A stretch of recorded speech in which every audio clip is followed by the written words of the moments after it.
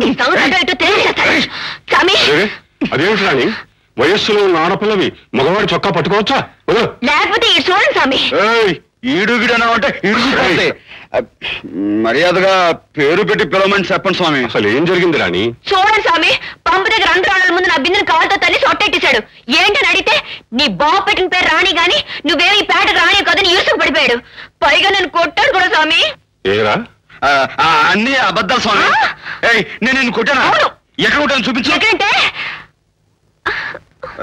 చూసారా స్వామి, అన్ని అబద్ధాలు చెప్తుంది. అసలు ఏం జరిగిందంటే స్వామి, ఊళ్ళో ఆడవాళ్ళందరి మీద ఇదేమో రౌడిజం చేస్తుంది. తప్పు కదా అన్నాను అంతే. ఇదిగో చొక్కా సింపేసింది. అసలు నాకు వచ్చిన కోపానికి దీన్ని అక్కడికక్కడే. స్వామి నువ్వు నోరు మొయ్. ఏది ఏమైనా ఒక మగవాడి చొక్కా పట్టుకుని చింపడం తప్పు కదూ రాణి. ఏ స్వామి మీరు కూడా ఈ వెనకేసుకొస్తారు? ఈ సంగతి మీకు తెలీదు. ఉత్త పోగుడు. మన సంతలో ఓ గేదెని చూసి రాణి నా రాణి అని పిలిచాడు. అక్కడున్న వాళ్ళంతా నన్ను చూసి గొళ్ళు నవ్వారు. అప్పుడు నాకు ఎలా ఉంటుందో చెప్పండి స్వామి. అసలు ఈ గొడవ మీ మధ్య ఎంతకాలం నుంచి జరుగుతోంది? 3-4-5 మాసాలు పెట్టి స్వామి. ఎందుకలా అబద్ధాలు ఆడతావు? 6 ఏళ్ళు రాలేదు. ఒరే అంజీ, నీకు రాను రాను బుద్ధి లేకుండా పోతుంది ఏమిట్రా? అసలు ఆడవాళ్ళతో గొడవ ఏమిట్రా నీకు? ఆడవాళ్ళతో నేను ఎక్కడ గొడవ పెట్టాను స్వామి? దీంతోనేగా. అదో స్వామి.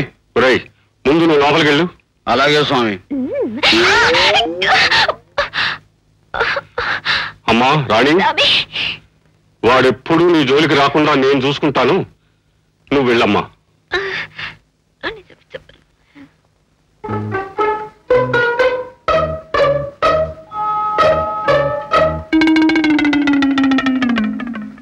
ఎలా తిప్పుకెళ్తున్నా చూడు, గజ్జల గుర్రం లాగా తిప్పులాడి గరగా.